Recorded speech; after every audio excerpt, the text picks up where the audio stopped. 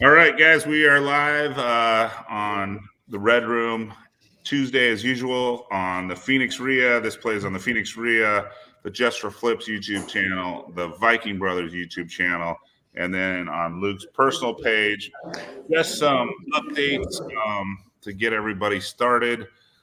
Mortgage rates hit a 30-year low in demand. Oh, great. Yeah, just a little tidbit. I always give the inventory update on this. So, when we were talking, and it was kind of the first week of September, and it was 11,100 units on MLS. That's just active units. That's everything. It's the mobiles. It's the townhouses. Well, we've made our way to 14,000 in a quick 6 weeks. So that's just an average of 500 units a week. I love when I was making comments over the summer, and everybody's like, just the inventory is too low to have a problem. I'm like, well, just like Elmo, if you could have really low inventory, but if you got no demand for Elmo, it doesn't matter. Yeah, no doubt about it. So, that's just kind of the latest what's going on. It's the fourth quarter, and we're going to talk about development. Let's Jared, why don't you give us your? Are we just going to sit around for the fourth quarter and spin our thumbs for a little bit, or what are we going to do? Oh man, fourth quarter. Well, because obviously the fourth quarter seasonality, especially in Arizona, not a lot of transactions, even when the market's healthy. But throw interest rates on top of that. And honestly, in my opinion, I believe that we're not going to see a more better time to go in and buy houses on some sort of creative financing structure. Yeah. Now is the perfect time. Invest. Your normal investors, they're going to be the ones twiddling their thumbs. They're scared. Yeah. To see what's kind of on the horizon, or maybe they don't see it all. So they're not able to transact as well. So folks who are able to structure creatively are going to build a pretty amazing portfolio. Yeah. For sure. I think you've already seen so many people bop out of the market. They've already gotten out because they don't, between the interest rates and obviously everything, they're just like, nah, I'm not interested in buying right now. That's kind of what we talked about last week, Chris, was obviously just a lack of competition for people that are currently buying, buy and hold or rental right now. But yeah, like you said, Jared, if you go the creative route, that could be the way to go. Yeah. So actually, I was on a phone with some guys over the weekend, some New York guys, and we were going through the whole, we just used like a portfolio of 10, for instance. And just let's say you did 300,000 across the board, 3% interest, and you were able to lock those up. Even if you had a 10% due on sale clause, someone actually called them, right? And you had to stroke a check for 1 out of 10 houses. It would just bring your portfolio to 3.7%. And we did this math like on a group phone call. Right. And with the cash flow of the other 9, you could actually pay off that individual note between 18 and 19 months, because and this was with an agreement for sale contract at 8.5% as a sale price, but the cash flow was like $174,000 a year, and you could pay down that $300,000 mortgage in like 18 or 19 months. So right. if you just took the 10, you had 10% called, which I think that's a high number. So anyway. Oh yeah, for sure. Little math. Sorry, I'm getting someone's getting some feedback. That's usually Luke's office. His guys are a little loud out there. I can't even think. Guys, Jared said he can't even think because you guys are being so loud. All right, I got him taken care of, guys. So cool. Well, let's just jump into development stuff. Jared, I know you've been kind of really focused on this, and you've been doing a lot of it. I've done my development, but it was always just single family homes in the PV area, and that's kind of where I stuck to. And then I got scared about 2020, and I got out of it, and I haven't done one since. Okay. Yeah. So I guess it probably makes sense to talk about the transition point of why we're doing development. We've been not as long as you guys, but we've been doing real estate since 2015. We really made it a focus in call it 2019 to start aggregating and holding property because the hamster wheel of flipping and wholesaling, I love it, right? I'll do that for the rest of my life, but you have to continuously do it to bring money through the door. So as we were holding these properties, we're like, you know what, this is amazing. I love this. It's slow and boring, but I know slow and boring, typically it always wins. So going through that exercise, I'm like, holy shit, this is also a big pain in the ass. Like I'm doing one house, one renovation, one capital stack, one house, one renovation, one capital structure. And it's just like, it's so tedious. One house. So we're like, okay, what can we get into that is bigger, has more scale to it, that makes sense. We looked at storage, but I didn't want to. Storage, you have to be really careful. I think you have to watch for saturation. I think the metric is you want to make sure you're under 7 square feet per person within like a 10-mile radius. I'm like, that's too stressful. I don't want to keep track of that. Okay, let's look at apartment buildings. And back then in Arizona, 1970s vintage product is trading at a 4.25 cap. I'm like, why am I going to buy a 50-year-old building at 4.25? One plumbing or one thing, that's like $1 million. That's $1 million. That's just way too much headache. Like, okay, what if we go find the land and build it ourselves? Because at that point in time, construction costs were very reasonable and there was a pretty decent spread to be made if you're able to get in at the front end of the development cycle, which I'll explain what that is later. So we're like, okay, what do we want to build? We know single family houses. We don't really know apartments, right? Apartments will yield you the most cash flow, but the cash flows aren't as sticky as the cash flows that are coming from single family. And I'm actually presenting on this next week at a conference of why we choose to go the build for rent strategy, which is essentially putting single family or townhomes, all brand new construction in one community, right? That's operated as a multifamily asset. So it's twofold, right? You get the stickiness of the cash flows, the favorable demographics from somebody who's renting a single family home or a townhome, right? Yeah. But you're also getting the scales of economy, the efficiencies by managing that asset as a multifamily. So we're like, okay, let's build this product.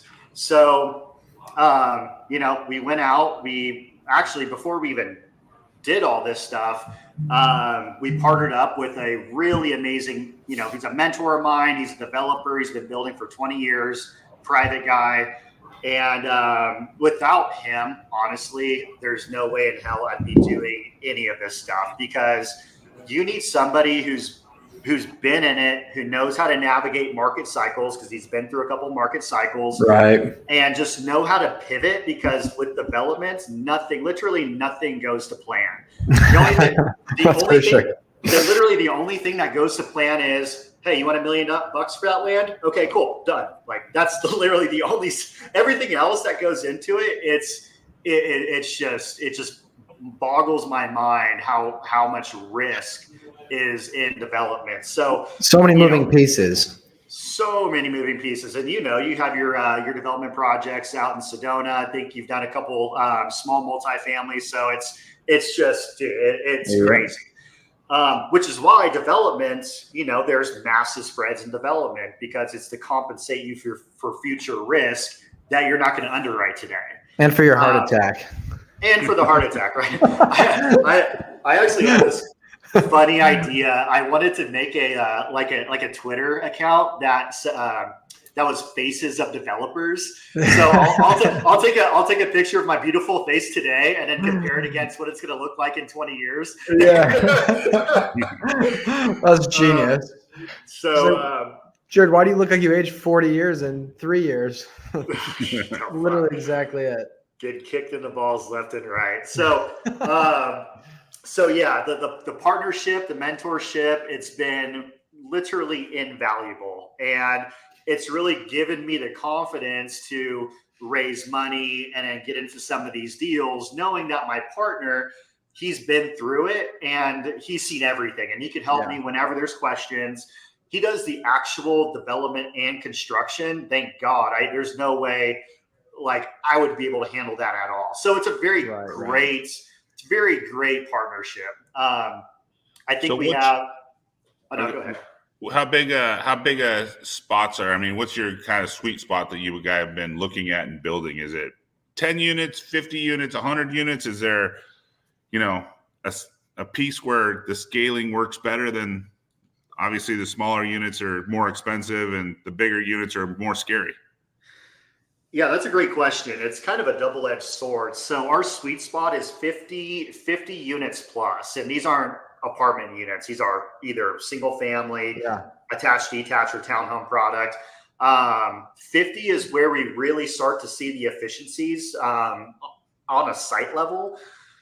Anything, and we could go larger, right? We have a 70 home project. My partner, I think he's building a couple 80s. But once you start going bigger, it just becomes significantly more expensive because you're hiring trades. You're not shopping trades like you're not saying, okay, like, oh, you're going to frame at $4 a foot and you're going to frame at $4.50 a foot. Let's go with the $4 a foot, right? Like you're paying a $4.50 to know that they're going to be on time executing every single day, because every single day they're not on site.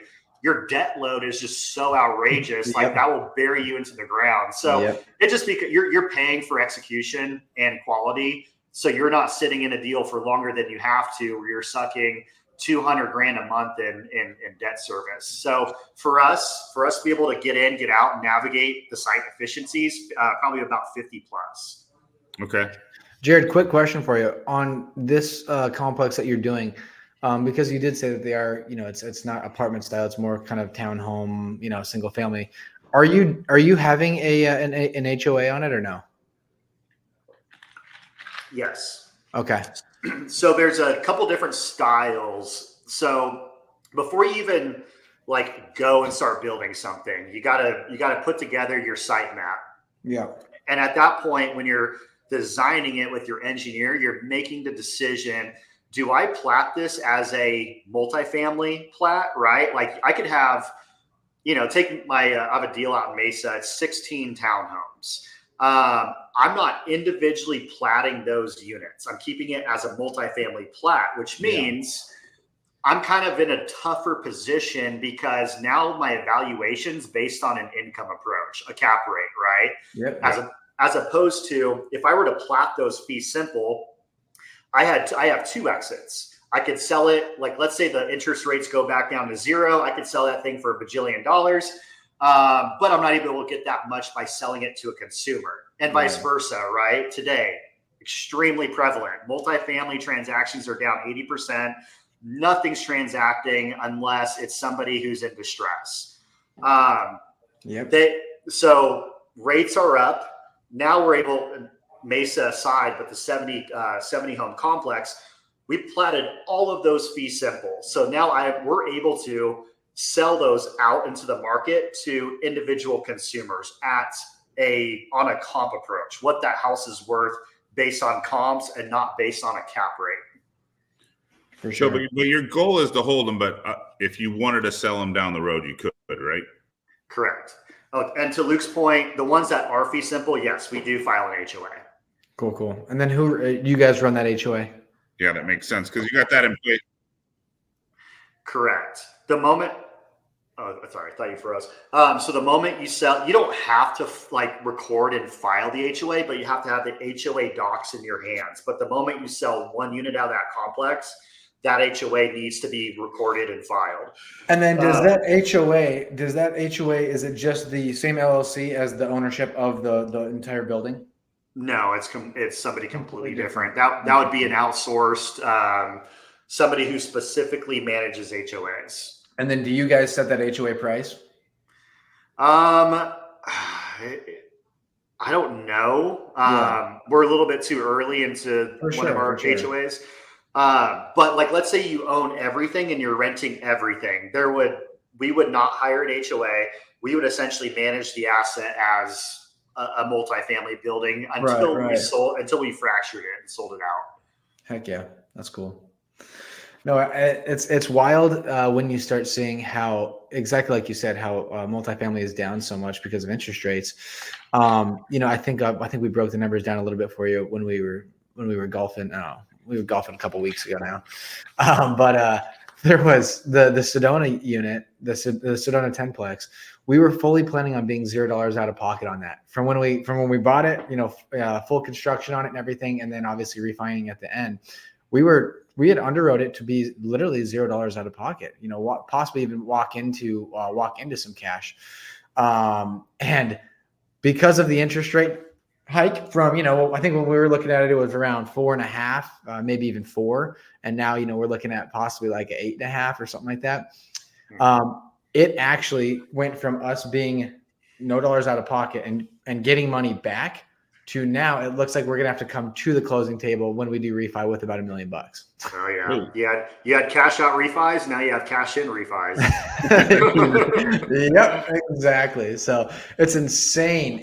I know a lot of people, most people understand, but for those of you that are just kind of learning about real estate, kind of just getting into it, and you kind of wonder, well, what is really truly the importance of interest rates? It is a huge, huge difference. As we just said, on this one project alone that we're doing, it's the difference of possibly $1 million, in or out of pocket. Yeah. And you could get some like short-term, like 24-month bridge. So you're not locked into permanent financing, hoping that who knows what interest rates will be in 2 years. Right. And then refi into more of a permanent loan type of situation. Cause like if you go into I don't know, like in your case, a Fannie Mae small balance multifamily loan, you have a lockout period and you're paying points on refi and it just gets expensive. Maybe bridge makes sense for 24 months until things are a little bit better. Right. Until they soften up. But Jared, do you want to tell all the listeners, like all the different zonings, like, obviously, so when you're looking for pieces like this, obviously R16 is a 6,000 square foot lot, R110, 10,000. But when you're looking for the multifamily, there's different, it's R3 and there's different levels of R3. You want to explain that? Yeah. So in Phoenix specifically, just to keep it simple, you have different levels of R3. R3 means it's a multifamily zone parcel. And depending on the code, right? R3, R4, R4A, R5, etc. There's different, the city will let you build at certain densities per acre. So using R3 as an example, you're getting 14.5 units per acre. However, if you're going through site planning and it's what's called a PRD, planned residential subdivision, there's actually, not a lot of people know this, there's something called bonus density points. So R3 actually goes from 14.5 up to like 17.3 units to the acre. And now you're probably asking, like, how the heck do I get 17.3 units to the acre? Well, the city does a trade with you. They say, okay, if you're willing to make enhancements to the community, and those enhancements could be anything from, instead of, 50 trees, you do 100 trees, and we'll give you an extra dwelling per acre, or it could be like a gate or a beautiful monument or whatever. So it's a trade. If the city says, if you make this thing freaking beautiful, right, we'll give you more density. So you really got to pay attention to what those bonus points are. And we're actually using bonus points on a 33 detached single family subdivision down in South Mountain.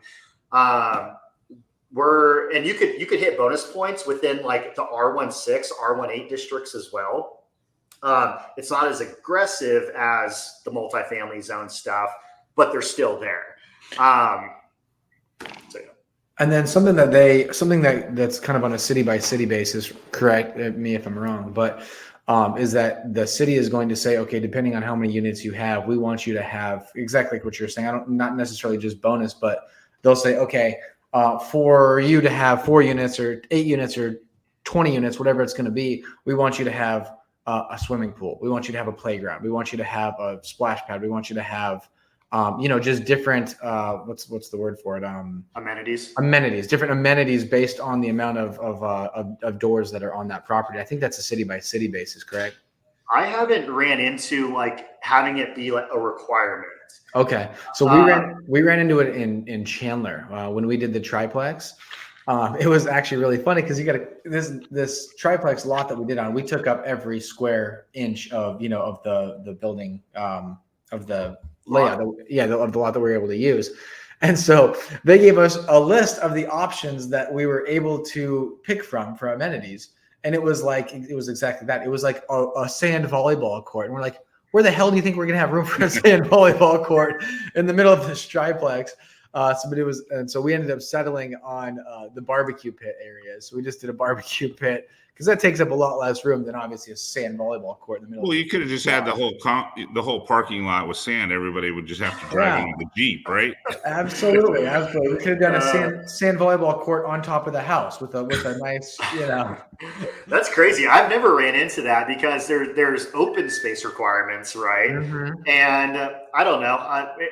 In my experience, it's always been up to the developer, because the developer is going to look at a site and they're going to say, what is like, who's my demographic? Who's going to come here? And like, what do they need? Right. It's just like the fundamentals of basic capitalism. It's like, okay, if I'm renting these units for $3,000 a month, that person's probably going to want a pool. They're probably going to want a dog run with a little fountain that you hit with your foot, and Toto could come in and drink, without bending over.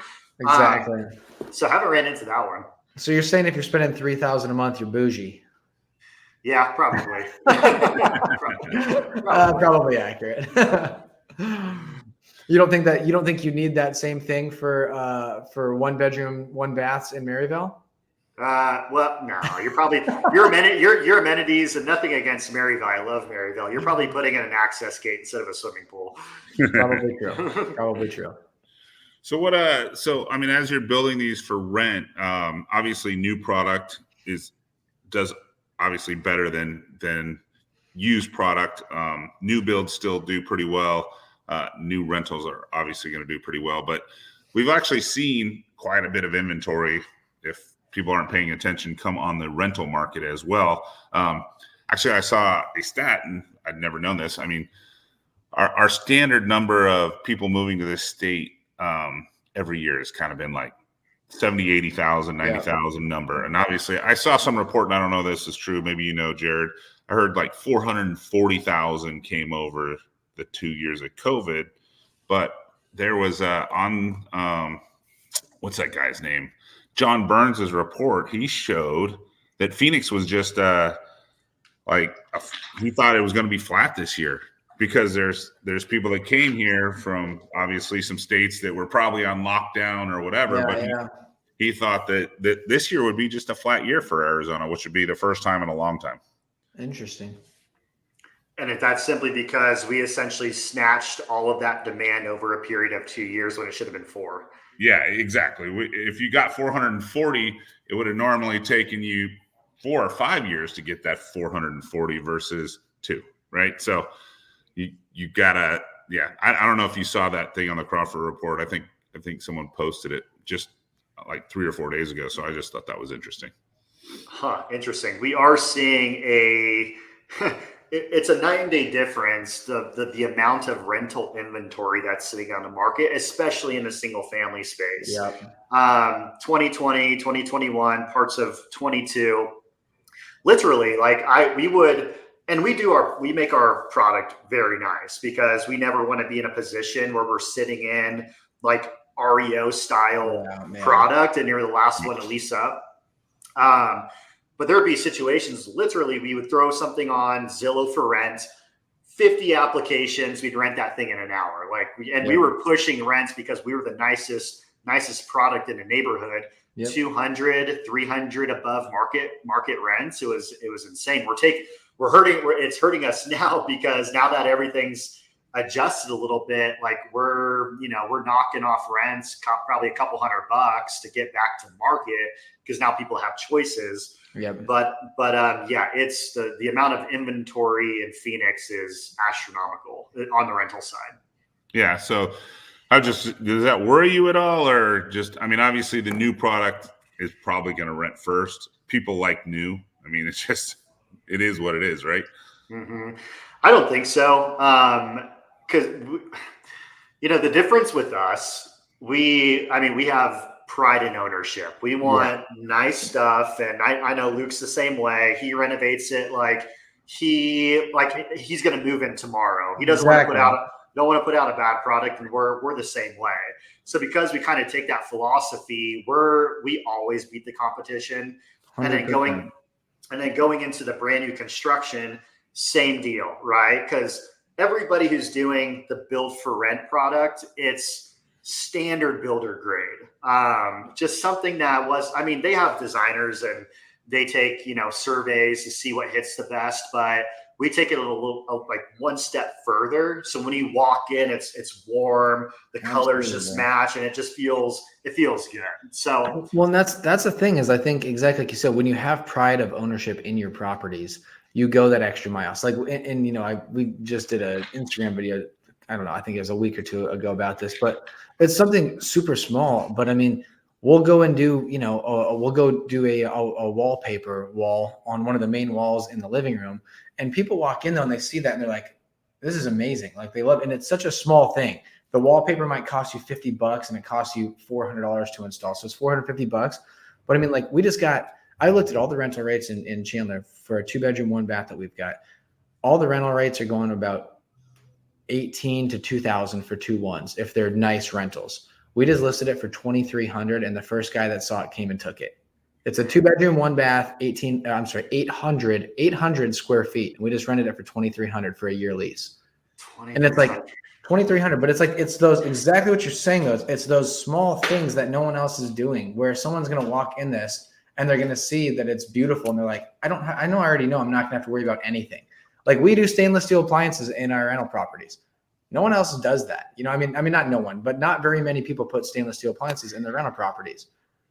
Yeah. And the thing is, it does make your product it does increase your basis. You're going to be spending more money, but you're going to get a higher quality renter too, though. Yeah. I preach, risk adjusted returns, right? Like you're going to spend more money, but you're lowering your risk, right? Absolutely. As opposed to cheaping out and kind of crossing your fingers. Going the extra mile is just going to give you an extra layer of security. Yep. No, absolutely. And it's that same thing about, lowering your risk. The guy that came and wanted it, he looked at it and he's like, I absolutely love it. I haven't seen anything like this. And so I'm like, okay, first month, last month, for security deposit, pet deposit. And I mean, usually when you're going through these conversations, they're like, can you kind of work with me here? Can you do this? He goes, all right, great. Strokes a check here. You're good to go. Like it was no issue, no question whatsoever. But again, it's because you're getting that higher quality tenant. Exactly.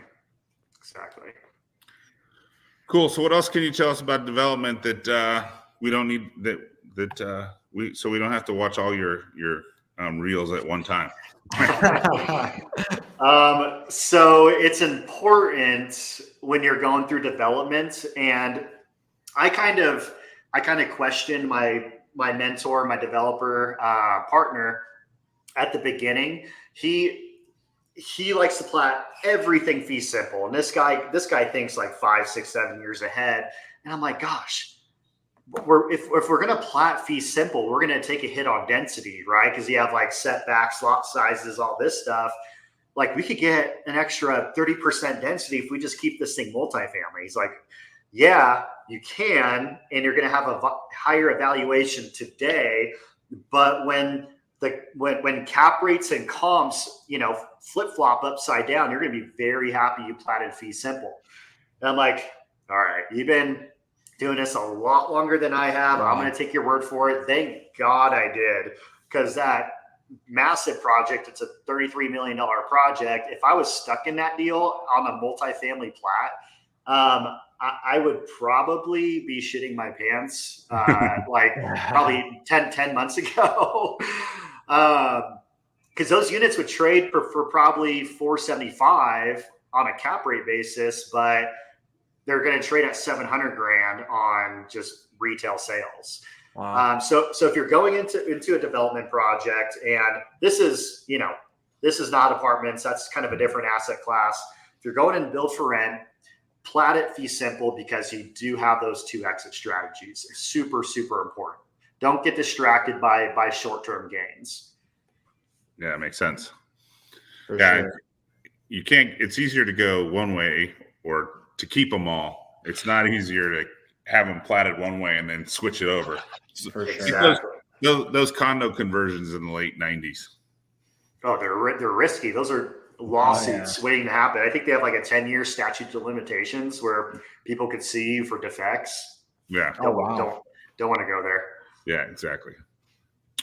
Well, cool. Crazy. Well, thanks for jumping on, Jared. We try to keep it short, sweet, and simple, like a half hour. So, yeah. Absolutely. I'm going to type in the chat. What's your IG that I can put on here? Where does everyone find you, Jared, besides the golf course? Easiest way, Instagram. It's going to be my name. So Jared, JARED _Vidalis, VIDALES. And if you guys don't follow Jared on Instagram, he's been coming out with a bunch of awesome content. Just exactly kind of what we talked about today. Just cool stuff on, small tips and tricks of developing, and just some of the stuff that he's doing. So it's pretty awesome. Exactly. Lots of development stuff. I will start to pepper in some more single family stuff, which is still, 50% of our business. Love the single family hustle. We'll never stop. So it's in my blood. Love it. Well, cool, guys. Thanks for jumping on. Absolutely. Thanks, guys. Jared. Appreciate you. Yeah. See you guys.